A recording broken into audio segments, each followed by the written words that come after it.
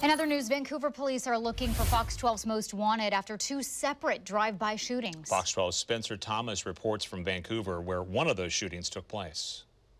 Remnants of what was a crime scene cover the streets here in Vancouver. Between Main and Broadway, orange circles indicating where bullet casings once were, and bullet holes. Fire engines were coming, cops were coming, and people were yelling, "There's a shooter." Orange circles cover the pavement and walls. In the corner, you can actually see there's a bullet hole. Of what was a crime scene on Saturday afternoon, when Vancouver police were called to 25th Street between Main and Broadway Street on a report of a drive-by shooting. Police say two men, each armed with a handgun, were walking when they heard gunshots behind them. Police say they turned around to find that people inside a dark-colored car were shooting at them.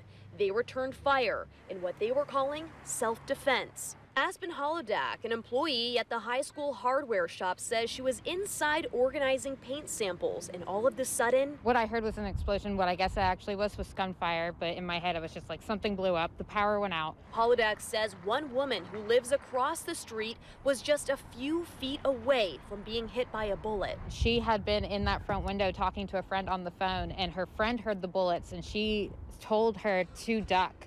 So she was very close to getting hit, apparently. Police say no injuries were reported, but just hours later, they were called to another drive-by shooting near East 20th Street and Fairmont Avenue.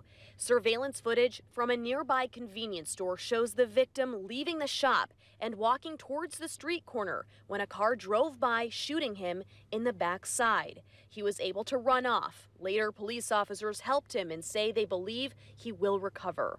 In the meantime, people like Aspen Hollendak say situations like this are scary, but... At first, I was kind of scared for maybe 3 seconds, but then it was just it's another thing that's happening.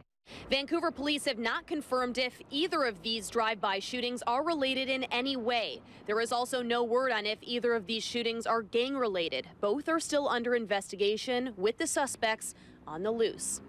Reporting here in Vancouver, Spencer Thomas, Fox 12 Oregon.